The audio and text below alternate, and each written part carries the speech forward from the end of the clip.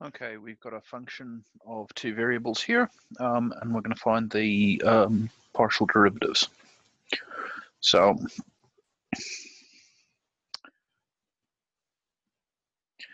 to find the partial derivative with respect to x, we differentiate this function with respect to x, pretending that y is a constant. So this, well, it's quite simple. This is just going to go to minus sine x, the first term here.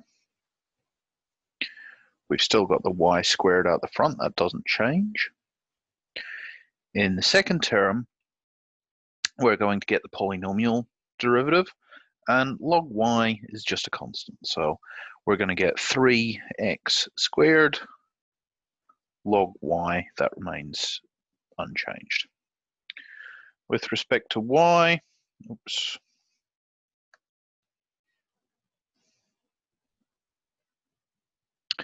we now differentiate the polynomial, the y squared in the first term.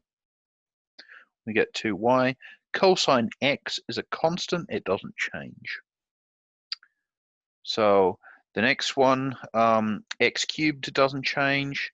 We're left with the derivative of log y, which is 1 on y. Okay, so the next thing we're going to do is we're going to compute the mixed derivative.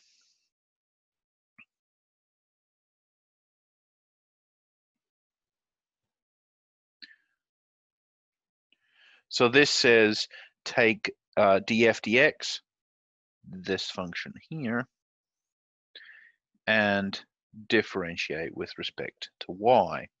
So now we've got sine x, that's constant. We've got to deal with this polynomial. And now we have to deal with the logarithm term. Again, 3x squared, that's just a constant with respect to y. So that's the derivative, the mixed derivative in that order. The other mixed derivative,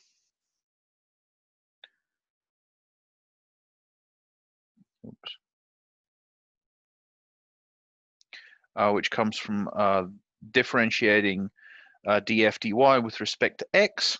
We can go ahead and do that. 2y is a constant when we differentiate with respect to x. So we get minus 2y sine x.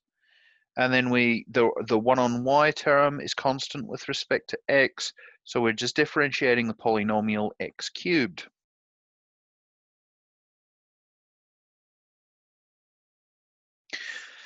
And what we find is that these mixed derivatives are equal everywhere. It's quite difficult to find functions that have non-equal mixed derivatives. They're quite pathological.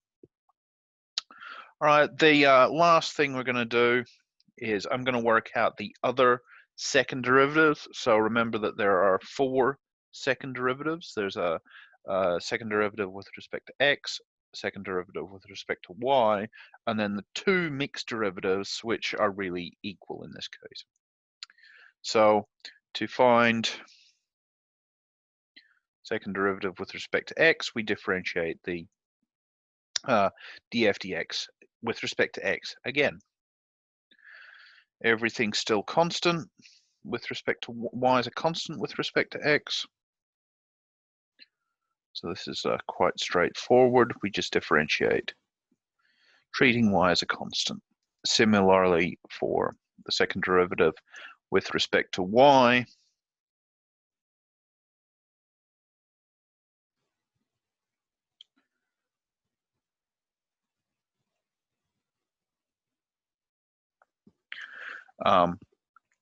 we differentiate treating x as a constant. So obviously the polynomial term, the y term in the first part, just the y disappears. In the second term, we've got a fraction, so we multiply by the new power, which is negative. Multiply by the power and subtract 1 from.